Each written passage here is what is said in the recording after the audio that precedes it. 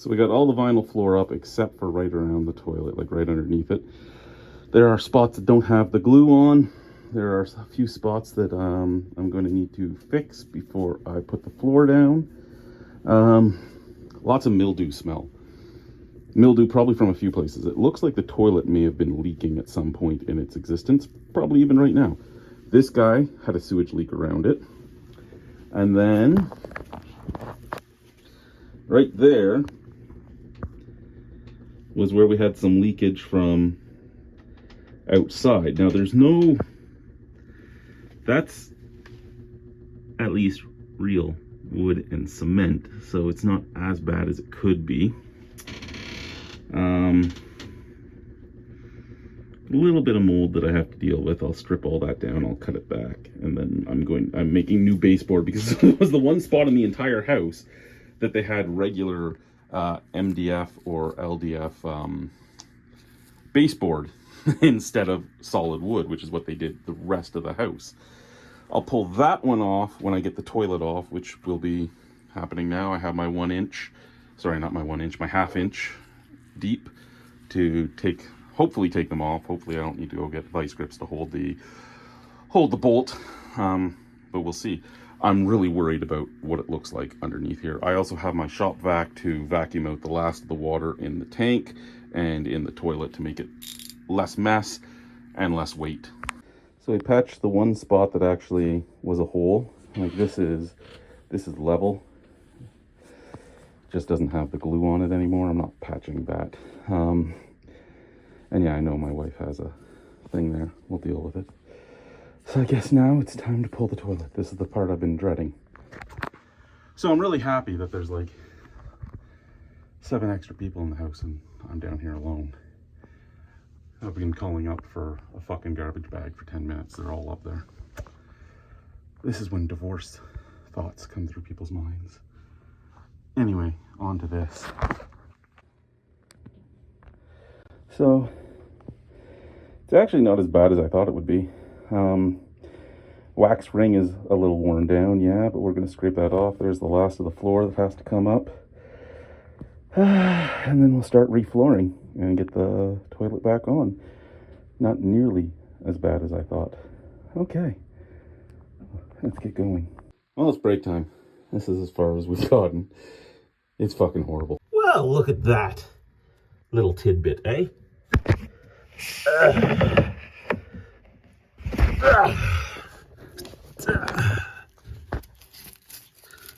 My hand is too big. Fuck. How am I gonna get that out?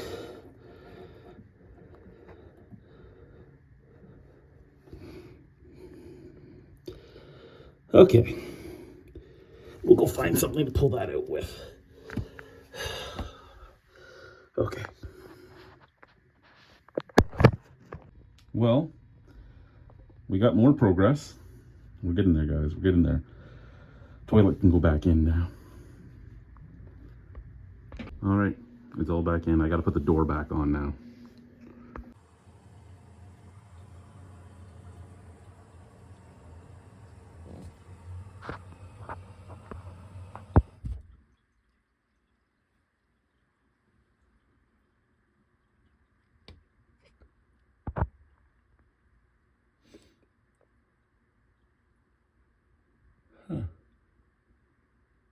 Oh, that's great. That's just great. My wife and I are arguing. I think that's a joint. What do you think?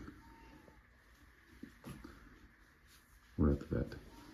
So you try to be as good a father as you can. You do everything you can to take care of your kids and better yourself.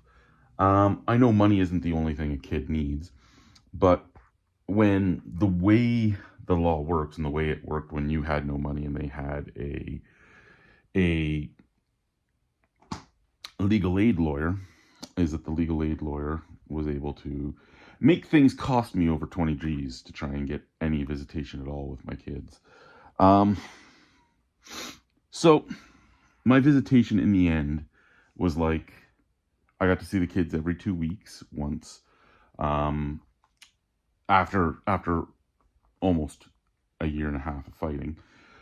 And the one time every 2 weeks I'd get to see them for a couple hours. It was like 8 hours. And then the other time it was overnight, but it still was just over 24 hours. So with that and everything else that was going on, I was like, you know what? I can see them pretty much just as the same amount of time with a 3-week visitation, and go and make more money for them and try and make it so that I'm not living on like $20 a month, if that. There's a reason why a lot of beer reviews even stopped when I started drinking again, because they stopped originally because I stopped drinking. I got myself back in shape. I did all that type of stuff. And then I started drinking again. But I'd even pay the gas money for her to come to me to drop the kids off, even though I'm blind and she's the one that moved. It's the way the court system works, right? And she's probably going to be pissed off that I'm even talking about any of this, and somebody's going to rat out that I'm talking about any of this. But the reason this is all coming up is yesterday my daughter posted a TikTok of, it was my mom that was at every first day of school. It was my mom that never missed any birthdays. It was my mom that did all this. My dad was nothing but a sperm donor. And I'm like, you know, I hope one day you ask to see the court documents. I hope one day you ask to see what I ended up getting as visitation. I hope one day you actually ask the questions of, did I ask for extra time? Because I have all the emails of me saying, hey, can I get them for the whole summer? Or hey, can I get them for a whole month? Or hey, can I do this? Or hey, can I do that? I also have the one this year where I didn't get to see them at all. Our child support, the way our child support went was, I'd always been paying what I was told to be paying by the lawyers and by the courts and all that. But they all told us that she didn't have to pay me anything, and I had to pay her an offset amount of the child support because she was supposed to start sending me some money because Aiden lived with me. That wasn't actually the case because they didn't put offset in the wording, and she uses FRO, the Family Responsibility Office. So because it went through FRO, we couldn't interpret it the way we wanted to interpret it, or the way the lawyers told us to interpret it. You have to pay it exactly. She has to send me her side, and I have to send her mine. So we both went $8,000 into arrears through the years because the paperwork finally got to the court system, because the lawyers never sent it to the court system to get signed off, because they never realized that we were with FRO. So when they finally sent it to them, because I was getting threatened to go to jail, they realized what had happened, and they're like, oh, well, you're screwed, and so is she. So I said to her, I'm like, can we just withdraw from FRO, because then we can just keep going the way we're going? Because I've paid you everything I'm supposed to pay you, and this way you don't have to pay me anything. No, I want to stay with FRO. So we stayed with FRO. They took my income tax and everything else, which is what they would do because they're worried about deadbeat fathers and deadbeat mothers. Okay, fine. That was $4,000. That was what I was going to use to fly the kids to Saskatchewan and fly them back, because I have to fly a fucking guest with them. Like, I have to fly somebody that they know. I can't do unaccompanied minors. So I'm like, hey, can you help pay some of this? Or can you pay for Aiden's flight to you? Because Aiden lives here. I'm like, I'll try and figure out how to get my son and daughter here and back. Can you pay Aiden's flight? No, I can't help with anything because I don't have enough money.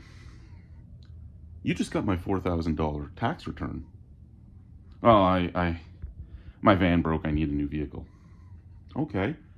But you owe me $8,000 as well, so maybe you should be sending that money back and forth.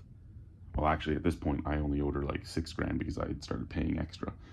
I'm like, maybe we should send this money that they just took from me, that you know for a fact was wrongfully taken from me, back and forth until we're both caught up, and then I still have $2,000 to fly the kids out and fly them back to you.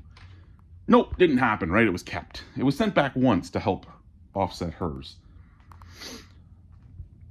before she decided to keep it. And so now we're at the point where the kids really think I don't want to see them because I didn't get to see them, right? And they're told, hey, look, Dad doesn't want to see you. It pisses me off that stuff like that's allowed to be done. And it pisses me off that the courts will try and silence you from ever talking your truth. And that the person that is playing the games will try and silence you from ever talking your truth. it's an agitation. It's an agitation. It really is. On top of that, so she owes under $300 a month. This month is over in 3 days.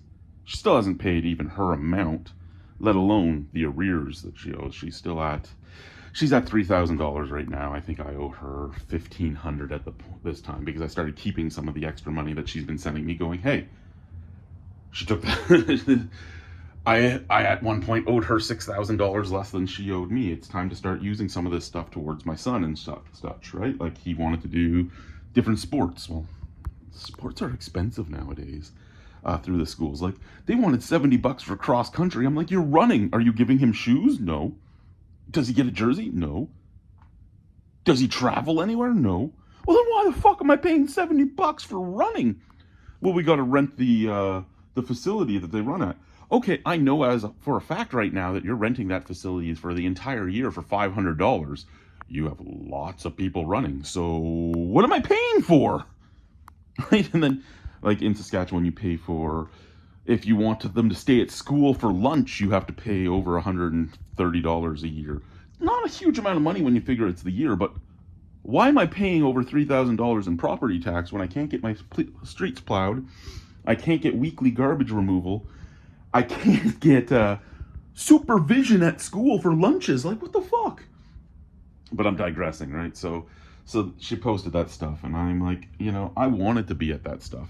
I lived in a different city, a different province, sometimes I was in fly-in only places. Anytime you do a play or anything like that, I'd ask for video. I'm like, hey, can I get video of this so I can at least see it? Because I'm excited that they're doing. No. Can I get anything? Can I have... When she wanted to send him to us to live, and I'm like, we need to talk about this before he gets in the car to come with us, because you don't want him back after he comes. Didn't want to talk then.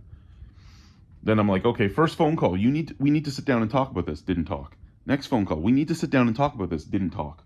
To the point where I ended up telling him. But his brother and sister already knew. He went and told them, he's like, hey, I'm not coming back with you. And they're like, we know. So you talk to them about that, but not him. But I'm the bad guy. I'm always the bad guy. I'm the one that doesn't get to see anything, not because he doesn't want to, because he's not allowed. Last year, I'm like, hey, can I have my extra week of vacation with them? Because I get 2 weeks and I can ask for a third. I got told no. I asked for the month because I'm flying them. It's over $1,000 to fly. No. I ended up paying to fly him completely there and back for her. And I'm like, and every year he's been with me, he's asked for a second week with her because he's allowed to get a second week with her. Because he wants to be with his brother and sister. And I get it. And every year she says no. But I'm the bad guy that was never there for anything, that never wanted to be there, that was just a sperm donor. And you always hear, well, maybe one day they'll figure it out. Maybe one day they will. I don't know if they will or not, but I know everything I did to better my children. I knew that I couldn't fucking see them. I didn't have the visitation rights and I didn't have the money to fight it. Because every time I fought in court, there was another allegation. That instead of going about what we were doing, I had to defend that allegation that ended up getting nothing done with it. And I shouldn't even put this in this video, but I'm going to. I'm going to put this in this video. Because I'm not naming anybody. I'm not going to name them. Some of you know who these people are, some of you don't. But I'm tired.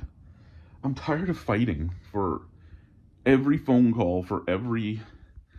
And I mean, things like, oh, they can only talk to you for a few minutes because they have this extracurricular or that extracurricular or this extracurricular today. Okay, you have the ability to say, hey, can we change the call date to this because of this? I'm perfectly fine trying to work anything out. Now, my schedules are never the same, so some weeks I only get one phone call. Some weeks I end up getting none. But I want my son to get them, and I come home and I go, hey, you have your cell phone. Did you get your call today? No. What the fuck? I've accepted that I'm going to have my adopted child, my 2 children that live here with me in my life, and the other 2 children are going to walk away because they're going to be told what a bad father I am. I've accepted that. I've accepted that I'm called a deadbeat and an abuser and everything else. I accept that. I don't accept that any of it's true. I pay my fucking bills. I'm not the one that's still fighting to fucking pay up huge amounts of money. I have a little bit that's left and it'll be done. And I mean, it's only so close because I've slowed down, right? At one point I was sending every penny she sent me right back to her just to get mine completely cleared off. But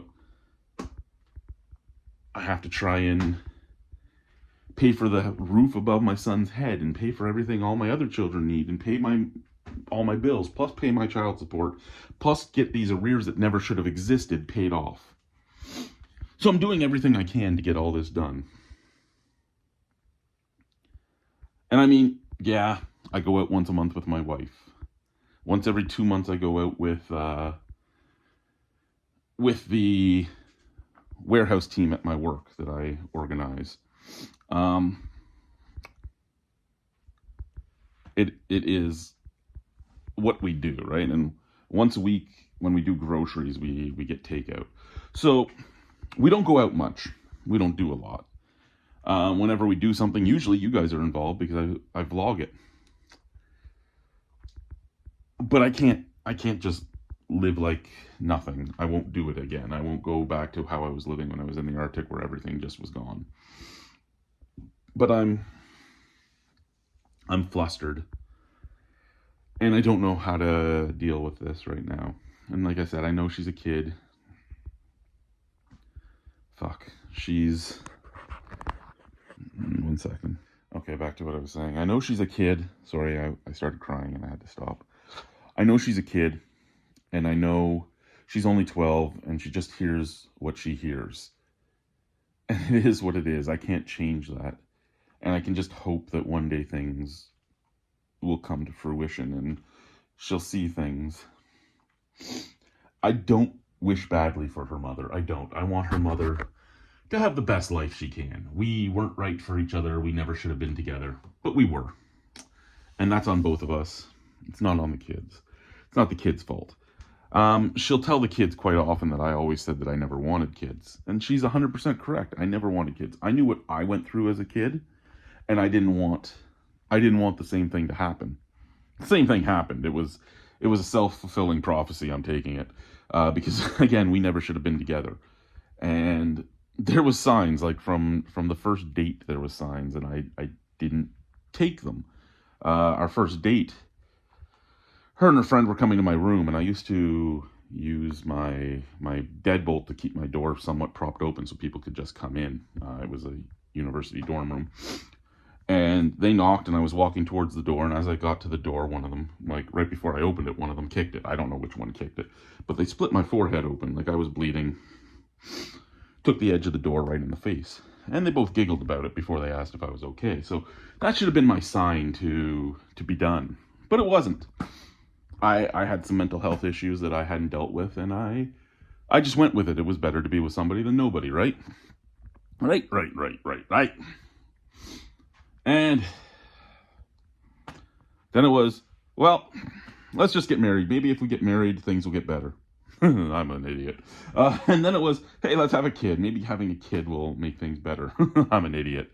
And, oh, she wants another kid. Maybe that'll make her happier and we'll be happier together. I'm stupid. And yeah. But she's right. She's right in saying that I never wanted kids. And I would say it quite often, I never wanted kids. Because I didn't. She did, so we had kids. It doesn't mean I don't love my kids. It doesn't mean I won't do everything for my kids.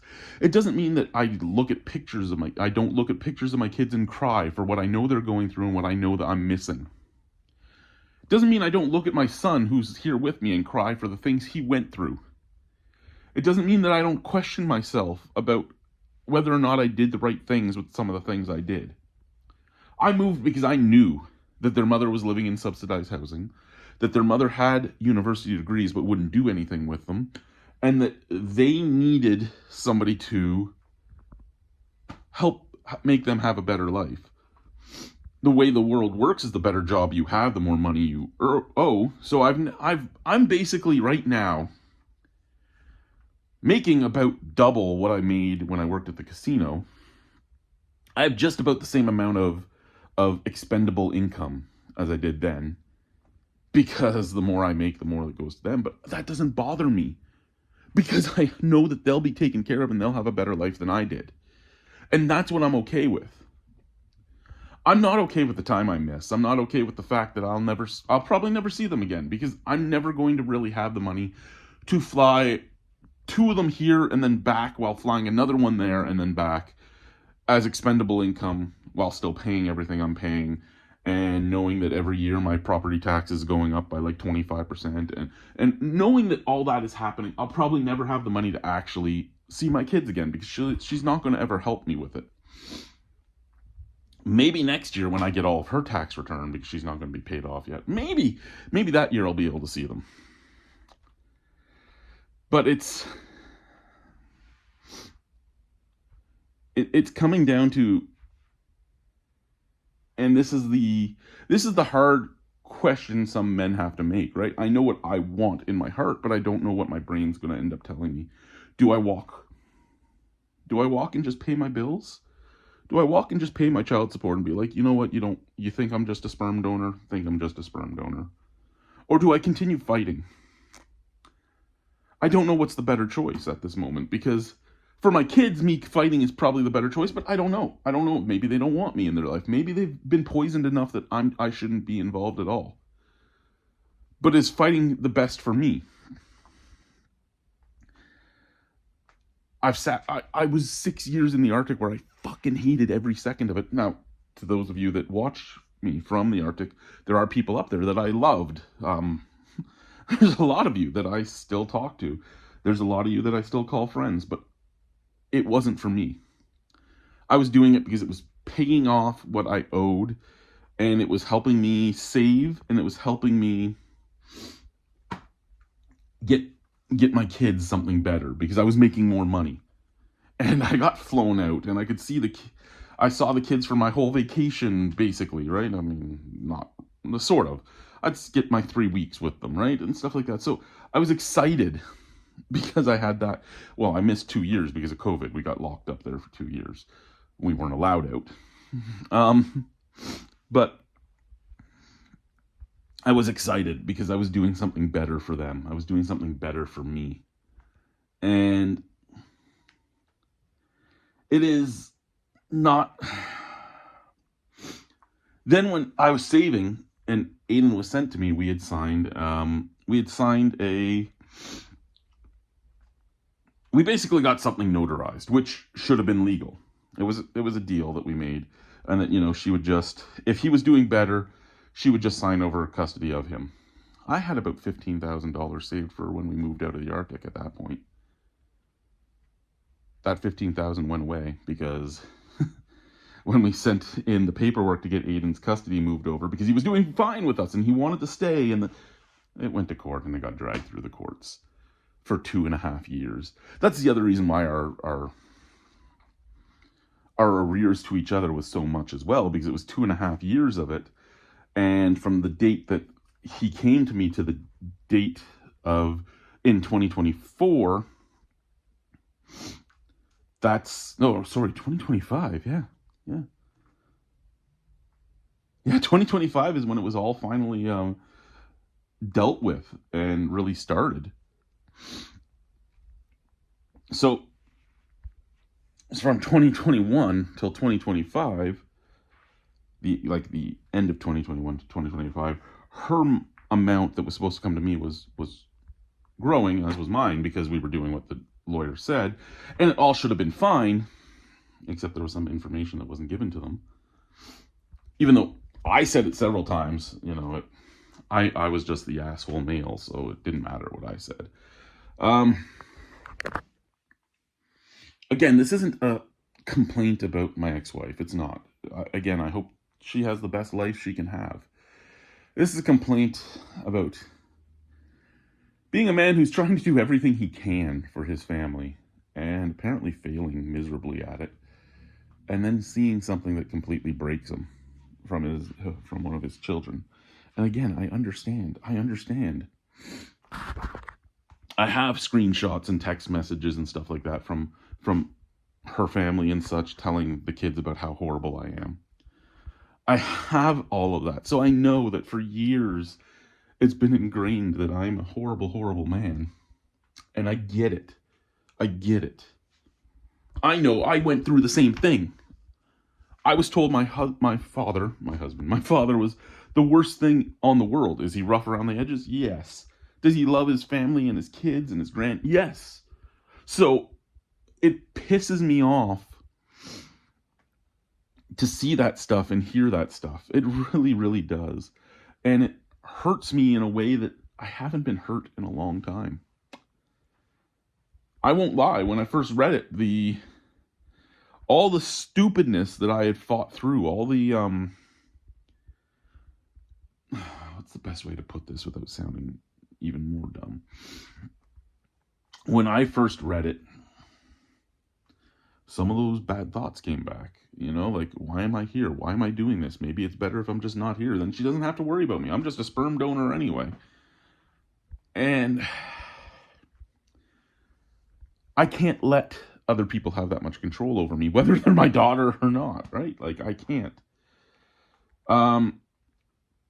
They got told all the time that I went and started a new family without them, and it wasn't that. And it was that stuff like, I was on a leave of absence for mental health, so I had no money. I made enough to pay my mortgage. This is while we lived in Welland. I made enough to pay my mortgage and pay my child support. That's what I had.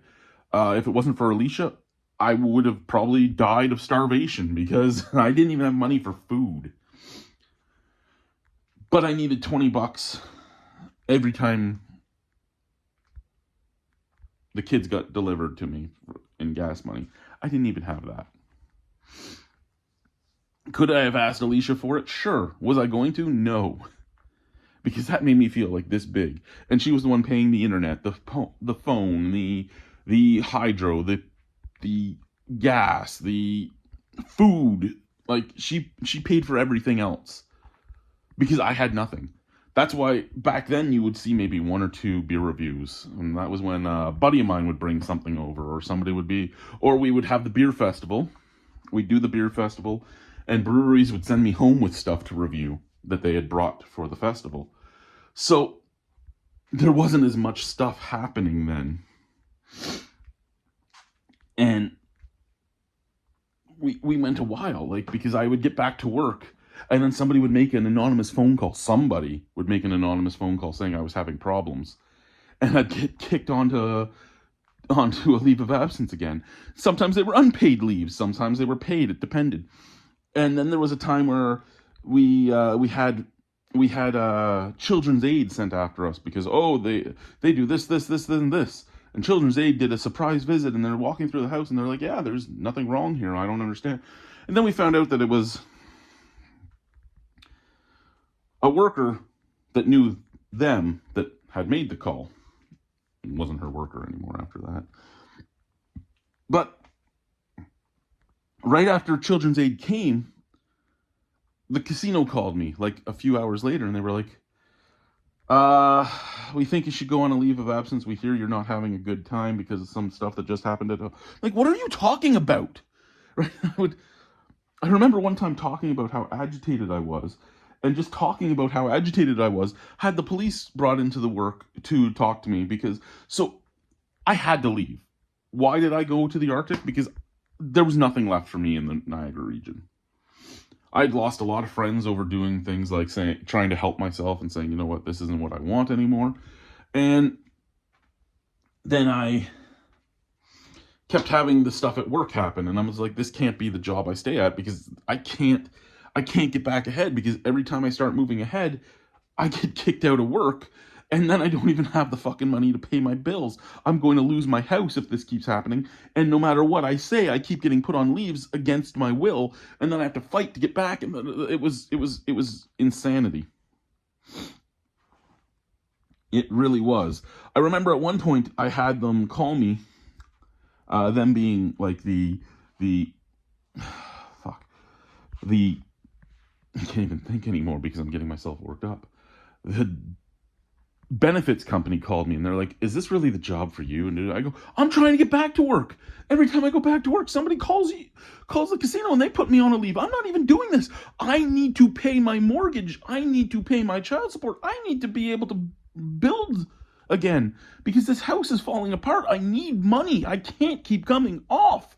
I can't see my kids because I don't even have the money to pay the gas from my ex-wife to bring me my kids. This isn't what I want. And they're like, oh, this isn't what you're not the one doing this? I'm like, no. Like, oh, okay, we're sorry. Like, what the fuck?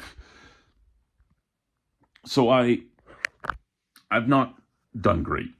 I've not done great for the last few years. And again, everything I did, I went to the north to try and resettle myself, to get away from all of that, to get to a place where they can't hit me with everything, right? They can't just keep fucking around with me. Whoever it was, whether it was her, a friend, a fan, whoever it was, couldn't keep fucking with me. And I could do better for my kids. And I would see them just as much. And I'd have the money to see them and do things. And then COVID hit. And we were locked in the Arctic, and I couldn't see them. And then I saw them, and that's when Aiden was given up to us in custody. And then we're here. After enough assaults, sexual assaults, suicide attempts, everything else, it was time to leave the Arctic. It was time to find new life. And originally, before COVID, the plan was to go to the East Coast. A lot of people in Toronto moved to the East Coast. The housing market ballooned. The prairies, the housing market had ballooned a little bit, but it was still accessible. Like the house I'm in right now is double the size of what I had in Welland. It was also $70,000 cheaper than the house I had in Welland. The job I ended up finding, because I had a job before we got here, was a pay cut from the north, but I could still just barely pay my bills. The job I have now pays a lot more than both those jobs. I shouldn't say a lot more. A lot more than one. I guess a significant amount more than one and a bit more than the other. Because it was a $16,000 raise from the one I was doing before I took it, and like a $7,000 raise from the one I'm doing now. Well, the one I was doing to the one I'm doing now. And that made me hit the yearly wage of what I was paying child support on anyway. Because child support, you pay your child support. Like, I was being charged child support on recruitment bonuses. I ended up getting 2 people to join the Northwest company. So I was given a $20,000 bonus that year, maybe $4,000 after taxes, because we took it in cash because we were saving. And that made me paying my child support on the wage with the bonus, even though I was now making $20,000 less. Doesn't matter, you got that money, so for the whole year you got to pay on as if you're making that much money. But at the point I took the job I'm at now, I was making the same as I made then. So, okay, we're good. We don't have to worry about that stuff anymore, right? Yeah, yay!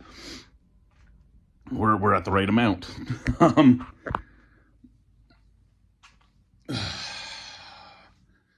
But like I said, so I don't see them enough. I know I don't see them enough. It hurts me that I don't see them enough. But it is what it is. It's a sacrifice I had to take. I had to be able to live. I had to be able to take care of the other 3 children that are involved in my life. And it wasn't going to happen in Ontario. The Ontario housing market blew up into a way that there was no way I was going to do that. There was no way it was going to be beneficial to anybody, because even if I had the job I have right now in Ontario, I wouldn't have enough money to do the one go out a month even, right? I wouldn't have enough money to go buy a couple beers to drink. I wouldn't have enough to do anything. I wouldn't have enough to do the renovations I've been doing to the house, or the little bits of patches here and there, and I just wouldn't have it. I wouldn't. It wouldn't exist. So I have to take the good with the bad when it comes to the way things have fallen. Doesn't make it mean I'm happy about it, but I have to accept it. But I feel a little better now that I've gotten some of this out. Seeing that TikTok post just really blew me up. Because again, I've done everything I could for these kids, and I know that I'm not there, and I know that things have been said.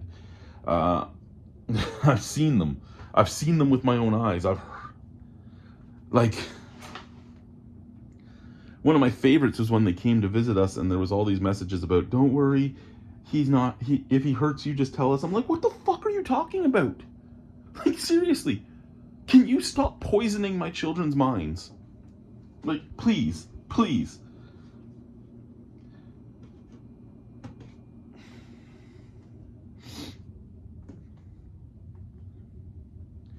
This is the guy that knew at one point he was having a mental break. And it was during one of my suicidal moments. And I was having a mental break, and I was holding my son Declan, who would not stop crying. And I put Declan down in his crib, and I texted my ex-wife, and I'm like, I need you to come home. Declan's crying in his crib. I can't go to him because I'm not in a good place. He's safe. He's fed. He has his diaper on. He's just not happy. I'm not in a good place. I need to walk away from him. I'm not going to leave the house, but I need you to come home. And that was brought up in court against me, is, look at how bad of a father he is. And my lawyer and the judge is like, but he did what you'd want him to do. He didn't shake the baby. He didn't hurt the baby. He put the baby down and realized he's in a bad place and needs to walk away, and walked away. And that type of stuff is still brought up, that I'm a horrible father because of this. Sometimes I wish that the attempts I had made in my younger days worked. Sometimes I look in the face of my kids that are here with me, or into the face of my kids when I'm on the call with them, or into the eyes of my wife, and I'm like, I'm so glad I didn't. And then other times, I'm like, I really wish I had. Really wish I had succeeded.